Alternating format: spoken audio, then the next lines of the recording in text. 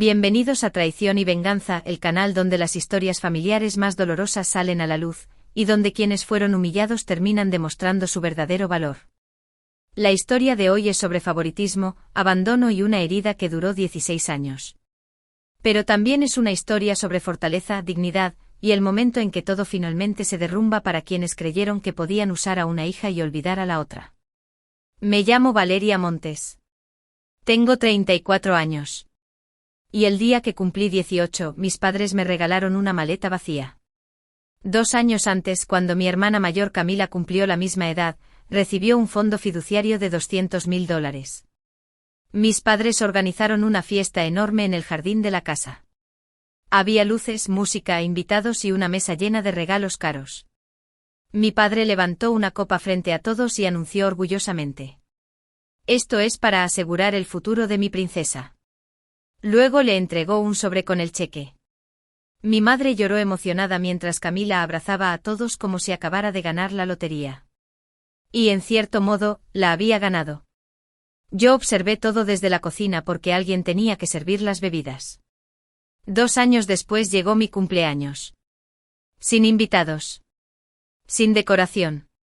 Sin pastel. Solo estábamos mis padres, Camila y yo sentados alrededor de la mesa de la cocina comiendo carne fría y verduras recalentadas. Entonces mi padre colocó una maleta gris frente a mí. Una maleta vieja, rayada y desgastada. «El mundo será tu herencia, Valeria», dijo con total seriedad. Me reí. Pensé que era una broma cruel. Pero nadie sonrió. Miré a mi madre buscando alguna explicación. Ella evitó mis ojos y siguió acomodando los cubiertos. Camila ni siquiera levantó la cabeza de su plato. Ahí entendí que hablaban en serio. Mi hermana había recibido $200.000. Yo había recibido equipaje. Después de cenar, salí al porche tratando de respirar sin llorar. Tenía la maleta entre las manos como si fuera algo ajeno, algo absurdo. Mi padre salió detrás de mí unos minutos después. «¿Estás molesta?», dijo. «¿Tú qué crees?». Él se sentó a mi lado con esa calma fría que siempre tenía. «Camila necesita más ayuda que tú». Todavía recuerdo la rabia subiéndome por el pecho. «¿Y yo qué necesito?». «Tú eres fuerte. Siempre caes de pie». Lo miré fijamente. Eso no significa que no necesite a mis padres. Pero él nunca respondía cuando una conversación se volvía incómoda. Simplemente guardó silencio. Dentro de la casa, mi madre lavaba platos como si nada importante hubiera ocurrido. Cuando entré, solo dijo: «Tu padre sabe lo que hace». Camila siempre ha sido más sensible. Sensible. Esa era la palabra favorita de mis padres para justificar todo. Camila era sensible. Camila era delicada. Camila necesitaba protección. Y yo era la hija fuerte. La que podía soportarlo todo. Mi tía Elena, la hermana menor de mi madre, me encontró llorando en el cuarto de lavado esa misma noche. «Esto no está bien», susurró mientras me abrazaba. «Y tu madre lo sabe». «Entonces, ¿por qué lo permitió?». Mi tía suspiró con tristeza. «Porque es más fácil cuidar al hijo que grita, que al que aprende a callarse». Esa frase se quedó conmigo durante años. Una semana después descubrí algo peor. Camila sabía desde hacía meses que recibiría ese dinero. Ya había planeado con mi madre cómo gastarlo. Incluso habían reservado un automóvil nuevo antes de que ella cumpliera 18. Todo estaba organizado. Excepto mi futuro. Yo había conseguido una beca parcial en la universidad gracias a mis calificaciones. El resto tendría que pagarlo sola trabajando. 3 empleos. Biblioteca por las mañanas. Cafetería por las tardes. Tutorías los fines de semana. Mi padre me llevó a la universidad en silencio. Durante el viaje habló de aceite para motor, presión de neumáticos y mantenimiento del auto, porque esa era su manera extraña de demostrar afecto. Cuando llegamos al campus, dejó la maleta gris en la acera. «Te irá bien, Valeria». Ni un abrazo. Ni un «te voy a extrañar». Solo eso. Vi cómo su automóvil desaparecía por la carretera mientras yo me quedaba sola frente a la residencia estudiantil con una caja de ramen instantáneo y una maleta vacía como símbolo de todo lo que nunca recibí. Esa primera semana nadie llamó para preguntarme cómo estaba. Nadie. Camila solo envió un mensaje corto. Buena suerte. Con un emoji de estrella. Nada más. Cuando llamé a casa unos días después, mi madre me dejó esperando mientras Camila le contaba emocionada sobre el coche nuevo que había comprado con parte del fondo fiduciario. Asientos de cuero. Techo panorámico. Color blanco perla. 11 minutos hablando de su automóvil. Ni una sola pregunta sobre mi vida. Ni sobre mis clases. Ni sobre si estaba comiendo bien. Ni sobre si me sentía sola. Esa noche guardé la maleta gris debajo de mi cama universitaria. Encajaba perfectamente allí. Oculta. Olvidada. Exactamente igual que yo. Y aunque todavía no lo sabía, esa maleta iba a seguirme durante 16 años. La universidad fue una batalla diaria. Mientras otros estudiantes llamaban a sus padres para pedir dinero o consejo, yo aprendí a sobrevivir sola. Me despertaba a las 5 de la mañana para abrir la biblioteca antes de las clases. Después corría a la cafetería donde trabajaba hasta la noche, y los sábados daba tutorías a estudiantes de secundaria para completar el alquiler y los libros. Dormía poco. Comía peor. Había semanas en las que cenaba fideos instantáneos 4 noches seguidas porque era lo único que podía pagar. Pero mis calificaciones seguían siendo excelentes. Porque fallar nunca fue una opción para mí. Mientras tanto, la vida de Camila parecía sacada de una revista de lujo. Sus redes sociales estaban llenas de viajes, ropa cara y fiestas exclusivas. Cancún en invierno. Santorini en verano.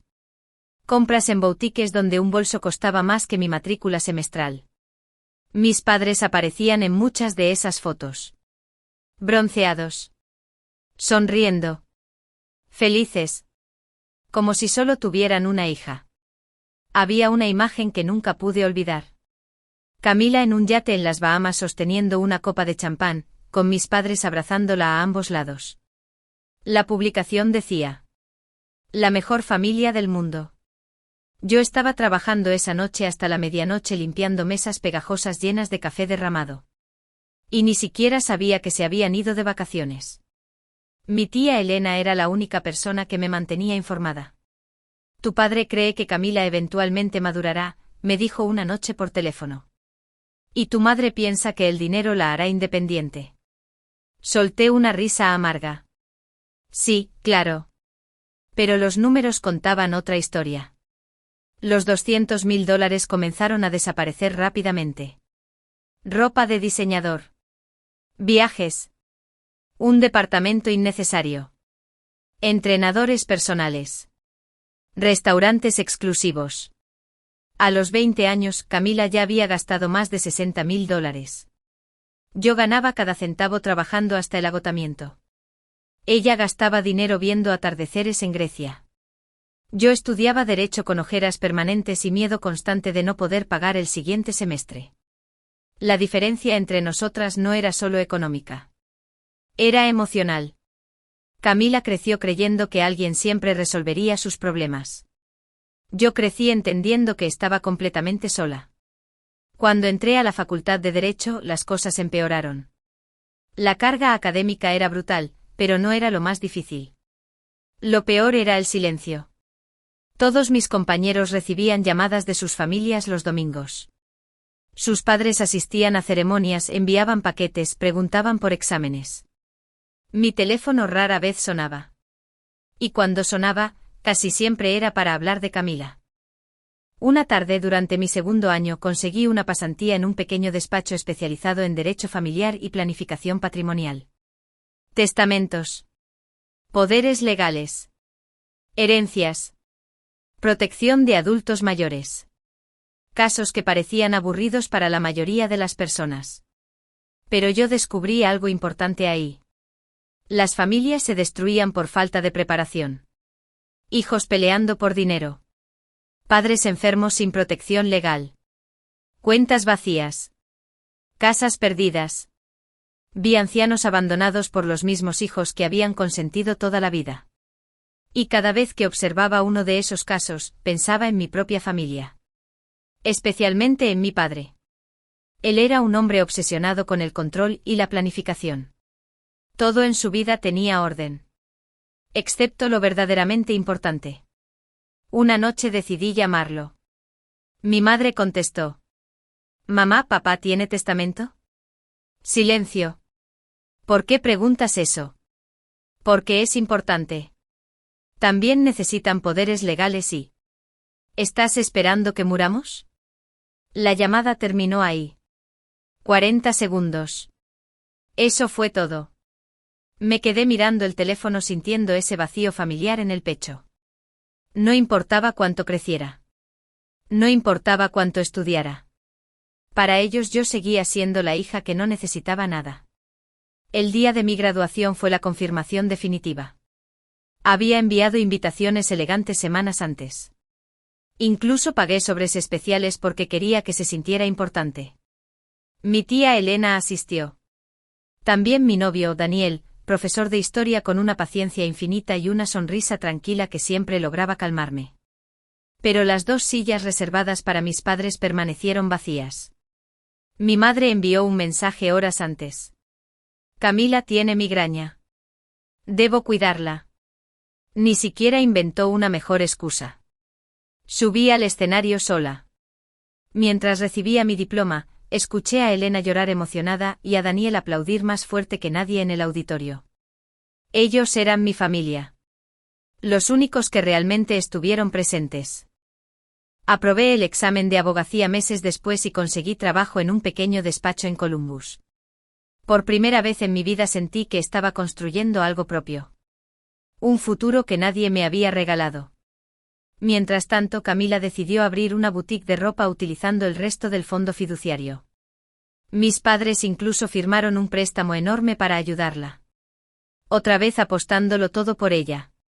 Otra vez creyendo que el dinero solucionaría lo que nunca quisieron enfrentar. Me invitó a la inauguración. No fui. Tenía trabajo. Esa misma noche mi madre llamó furiosa. No puedes hacer una sola cosa por tu hermana. Respiré hondo. Ustedes tampoco fueron a mi graduación. Silencio. Después escuché las palabras que terminaron de romper algo dentro de mí. Tú nunca nos necesitaste, Valeria. La llamada se cortó. Y después de eso, pasaron 6 años completos sin que mi familia volviera a buscarme. 6 años es mucho tiempo para convertirse en una extraña dentro de tu propia familia. Pero durante esos años yo seguí adelante. Daniel y yo nos casamos en una ceremonia pequeña pero hermosa. Compramos una casa modesta con una puerta roja y un jardín diminuto donde yo plantaba tomates cada primavera. Mi carrera también creció. En el despacho me especialicé en proteger adultos mayores vulnerables. Personas enfermas, confundidas o manipuladas por sus propios familiares. Y mientras más casos veía, más entendía algo doloroso.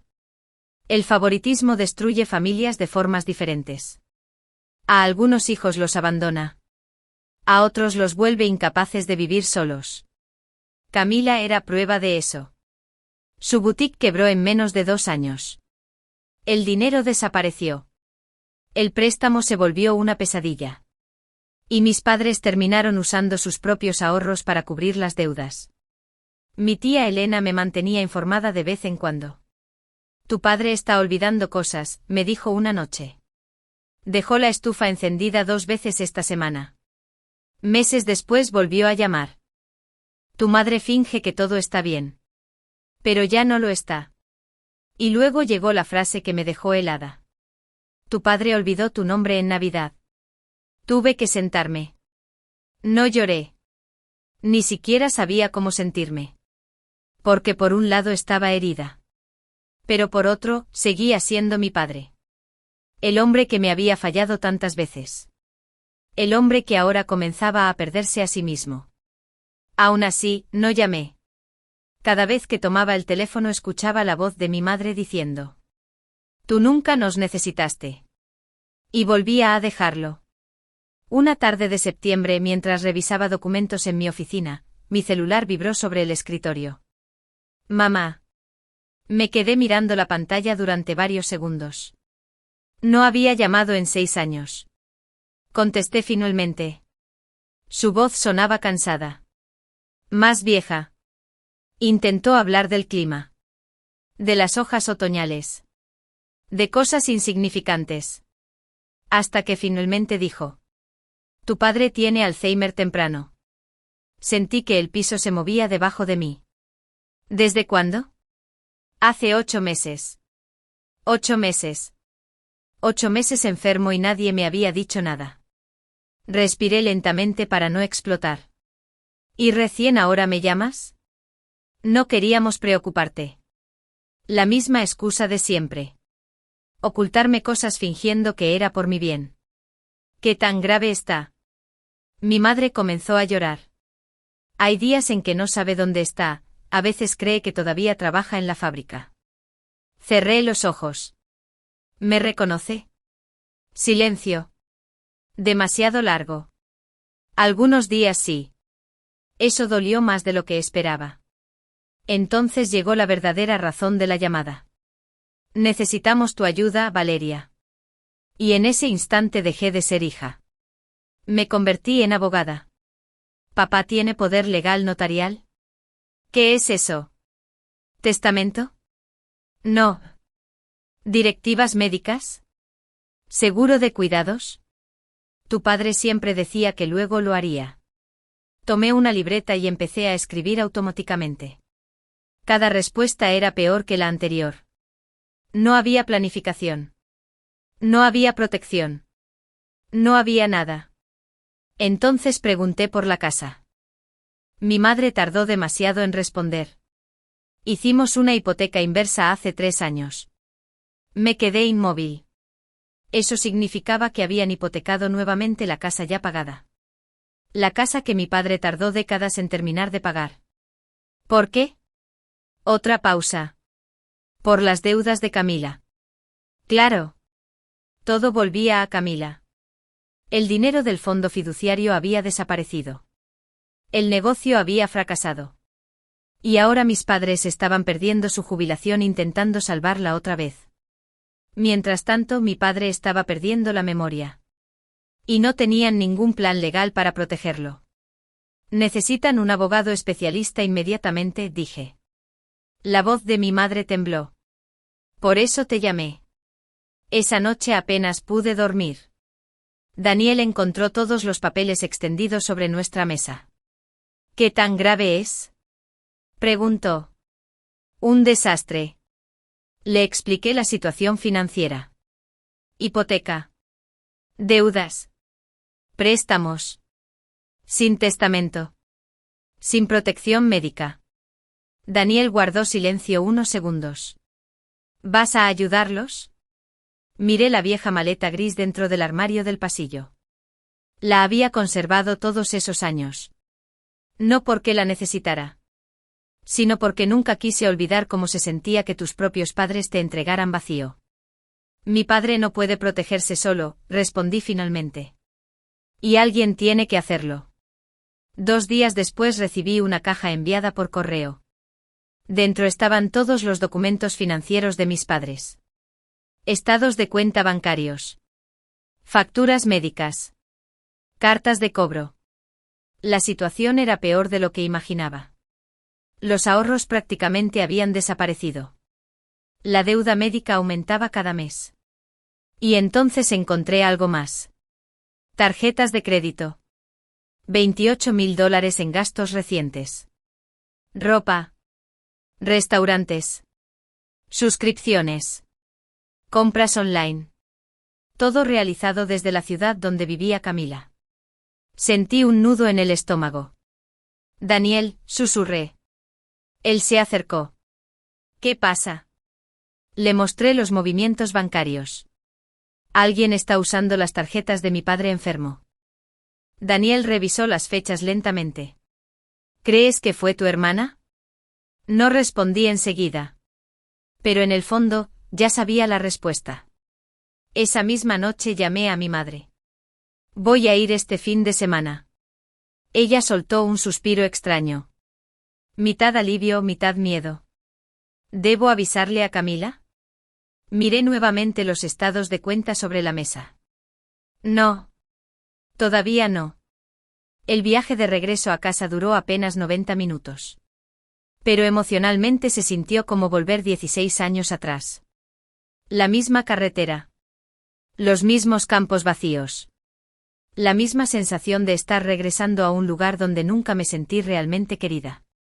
Cuando estacioné frente a la casa, noté el deterioro inmediatamente. La pintura estaba descascarada. El jardín parecía abandonado. Y la puerta del garaje colgaba torcida. Todo lucía cansado. Como mis padres.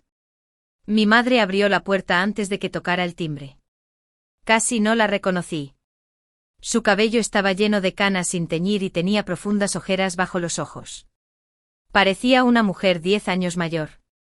Me abrazó torpemente. Ese tipo de abrazo incómodo que nace de la culpa. Está en la sala, susurró. Entré lentamente. Mi padre estaba sentado frente al televisor mirando viejas películas del oeste. Llevaba camisa de franela y pantalones perfectamente planchados. Mi madre aún cuidaba esos detalles. Él levantó la mirada cuando me vio entrar. Y sonrió.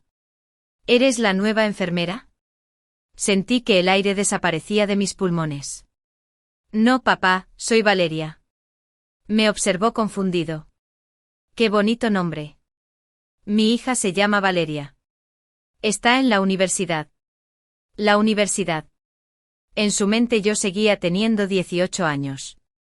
Seguía siendo la chica que se fue con una maleta vacía. Tuve que apretar los labios para no llorar.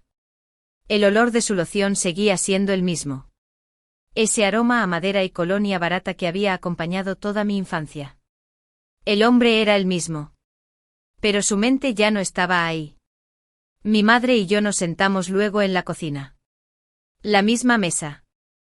Las mismas sillas. El mismo lugar donde años atrás me habían entregado aquella maleta gris. Saqué todos los documentos y comencé a revisarlos profesionalmente. Hipoteca inversa. Préstamos impagos.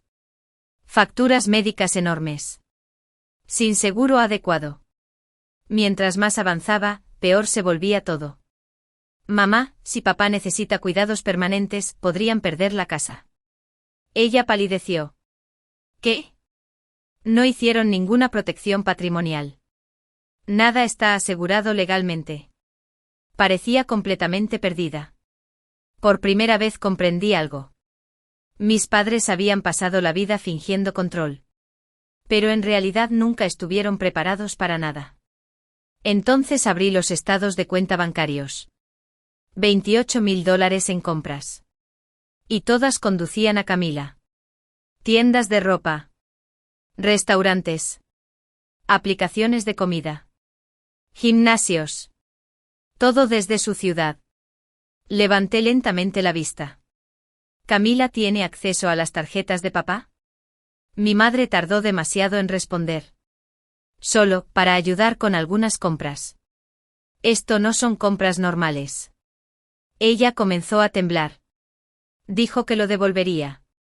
Cerré la carpeta despacio. Mamá, esto es explotación financiera a un adulto vulnerable.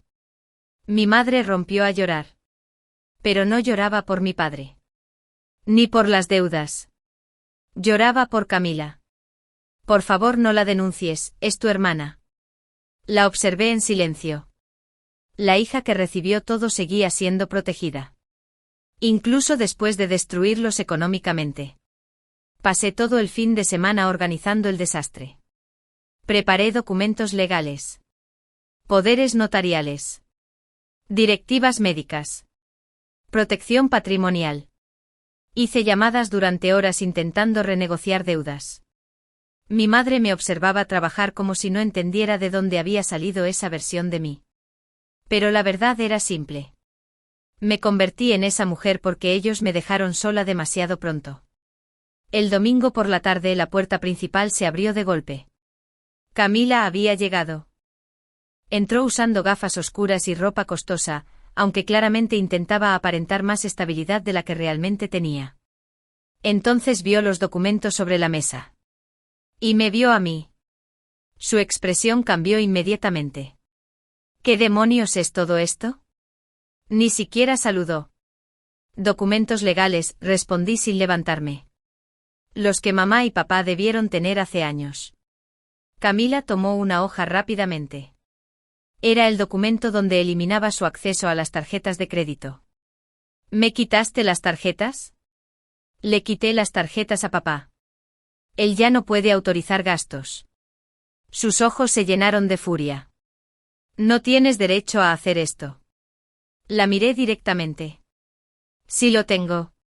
Soy abogada especializada en esto. Ella soltó una risa amarga. Claro. La hija perfecta viene a salvar el día. Respiré hondo. No vine a salvarte, Camila. Eso la golpeó. Lo vi claramente en su rostro. Porque toda su vida había creído que alguien siempre aparecería para rescatarla. Mis padres. El dinero. Los préstamos. Siempre había una red de seguridad. Hasta ahora. No entiendes lo difícil que ha sido cuidar a papá, gritó. ¿Cuidarlo? Levanté los estados de cuenta. ¿Así llamas gastar $28.000 en compras personales? Su rostro perdió color. Yo iba a devolverlo. Eso dicen todos. La tensión en la cocina se volvió insoportable. Mi madre lloraba en silencio. Camila respiraba agitadamente. Y yo me sentía extrañamente tranquila. Porque por primera vez estaba viendo la verdad completa.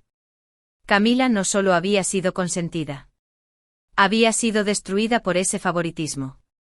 Nunca aprendió límites. Nunca aprendió responsabilidad. Nunca aprendió a sobrevivir sola. Mis padres la habían convertido en alguien incapaz de sostener su propia vida. Y ahora todo estaba derrumbándose. Camila agarró sus llaves furiosa. Siempre pensaste que eras mejor que nosotros. La miré fijamente. No. Solo aprendí a vivir sin que nadie me regalara nada.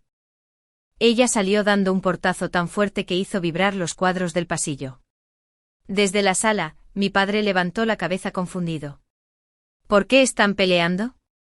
Nadie respondió.